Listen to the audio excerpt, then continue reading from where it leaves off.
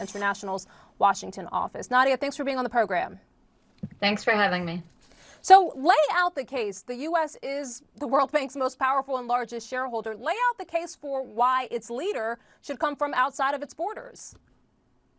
Thank you for giving me the opportunity to do that. I mean, the World Bank was established almost 80 years ago.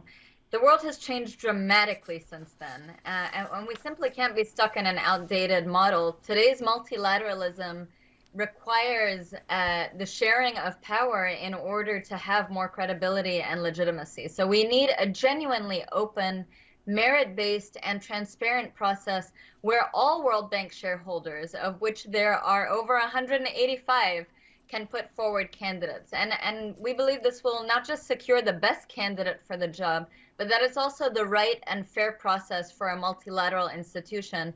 We remind people that this is the World Bank, this is not the US Bank. This gentleman's agreement extends to the International Monetary Fund as well, where Europeans typically choose the candidate. But these are archaic agreements. They are not fit for today's world. If we're talking about an evolved World Bank, we really need to evolve this model especially and ensure that it's an open, transparent process where we can get the best candidate regardless of nationality. I take your point that the person should be the best person to do it. But how do you respond to critics who say that the person chosen needs to be able to get along well with and negotiate with the U.S. Congress? Absolutely. And I think that, comes to thinking about why has this gentleman's agreement not changed for so long? And I mean, just to remind ourselves how obscene it is that this hasn't changed. And it's really a demonstration fundamentally of the deep inequality in power and voice at these institutions. But it's not just political, it's also financial. And you bring in US Congress, why do we care about that? It's because these kinds of things are so entangled in the fear that rich economies won't put forward the resources needed for development in low and middle income countries without getting something out of it. But I really think that it's time that we are holding rich countries accountable to their commitments and that they're paying their fair share for development, for crises, because they have the resources to do it and because it's the right thing to do.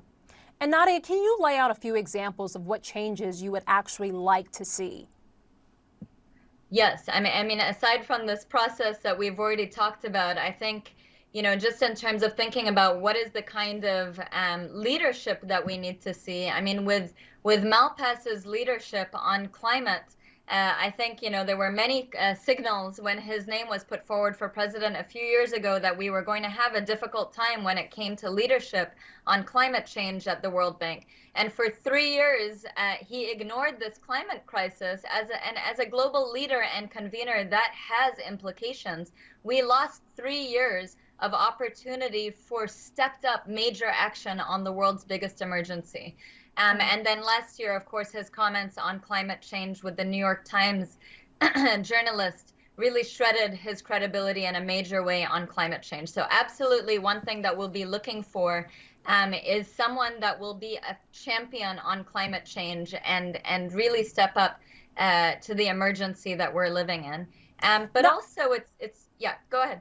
No, I just wanted to get your quick thoughts on one name that's being floated and see where you stand on this. So Wale Adeyemo, who's a Treasury deputy at the U.S. Treasury, who is Nigerian American, born in Nigeria, but came to the U.S. as a young child. What about a name like that? Right. So yes, there's a heavy rumor mill going around of many different candidates and who all have a number of qualifications that really need to be discussed. But if you'll, just notice that most of the rumors are still about candidates that the U.S. will put forward and that have U.S. citizenship.